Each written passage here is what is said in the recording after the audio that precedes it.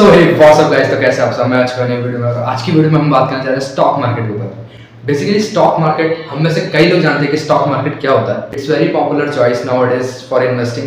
हम बेसिकली क्या करते हैं, अगर हमको स्टॉक मार्केट में इन्वेस्ट करना है तो हम क्या करते हैं, किसी कंपनी के स्टॉक्स खरीद लेते हैं, किसी कंपनी के शेयर्स खरीद लेते हैं।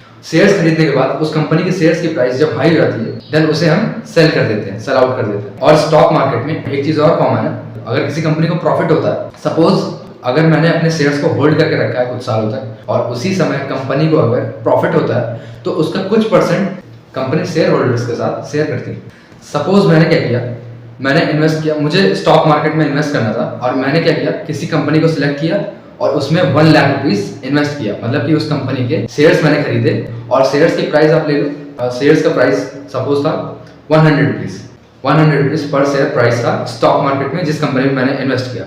और उस कंपनी के मैंने 1000 शेयर्स खरीद लिए, तो टोटल मैंने उस कंपनी में इन्वेस्ट कर दिया 1 लाख रुपीस। देन मैंने क्या किया कि मैंने कुछ साल तक उसको होल्ड करके रखा और देन 2 साल के बाद मेरे स्टॉक्स की प्राइस, शेयर्स की प्राइस जो कि अब हाई हो चुकी थी, 100 रुपीज पर शेयर से 150 रुपीज पर शेयर हो चुकी थी और मैंने खरीदे थे 1000 शेयर्स। देन मैंने उसको सेल आउट किया, देन मुझे प्रॉफिट हुआ 50,000 का। जैसा कि हमने इन्वेस्ट किया था 1 लाख रुपीस और टोटल कैलकुलेशन निकल के आ रही है 1,50,000। और अगर हम सारी कैलकुलेशन बिठाते हैं कि हमने कितना इन्वेस्ट किया था और कितना हमें प्रॉफिट हुआ, तो वो निकल के आता है 50,000 का प्रॉफिट हुआ।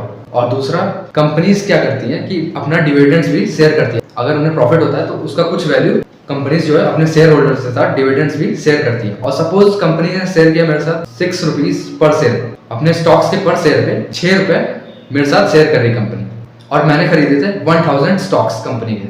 देन अगर हम मल्टीप्लाई कर देते हैं तो हमारा आंसर निकल के आ जाता है 6,000 रुपीज कंपनी हमारे साथ डिविडेंड्स शेयर करेगी। सो टोटल वैल्यू कितनी हो गई हमारे प्रॉफिट की। सो स्टॉक मार्केट में इन्वेस्ट करने का मुझे क्या फायदा हुआ, 1 साल के अंदर मैंने उससे 2 रास्तों से पैसे कमाए। फर्स्ट, जब मेरे शेयर्स की प्राइस हाई हो गई देन मैंने उसे सेल कर दिया।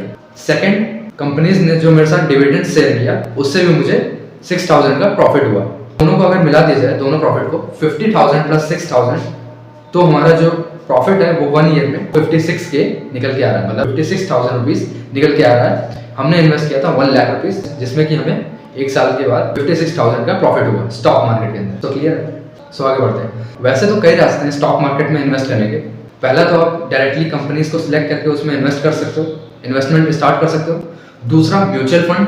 तीसरा, ETFs, एक्सचेंज ट्रेडेड फंड्स। आप भले इन तीनों में से कोई एक सिलेक्ट कर लो, बट जनरली आप कंपनीज में ही इन्वेस्ट करते हो। और भले ही आप इन तीनों में इन्वेस्टिंग स्टार्ट करते हो कंपनीज में, बट इन तीनों के अलग अलग रिस्क रिटर्न और तौर तरीके हैं, मेथड है इन्वेस्ट करने के। जैसा कि हमने जाना था अपनी म्यूचुअल फंड वाली वीडियो में। बेसिकली म्यूचुअल फंड में क्या होता है कि फंड मैनेजर्स जो है वो हमारे पैसे को सेफली इन्वेस्ट करते हैं कंपनीज में ताकि हमें प्रॉफिट हो।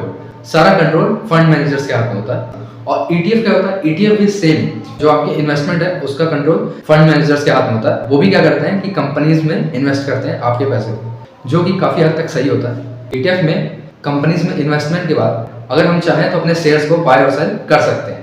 बट म्यूचुअल फंड में क्या होता है, बट म्यूचुअल फंड में आप ऐसा नहीं कर सकते। So that's it. आज की वीडियो यही तक थी, मिलते हैं नेक्स्ट वीडियो में। वीडियो अगर अच्छा लगा तो लाइक कर देना, कमेंट कर देना, शेयर कर देना और लाते रहेंगे ऐसे नया कंटेंट। तब तक के लिए बाय बाय।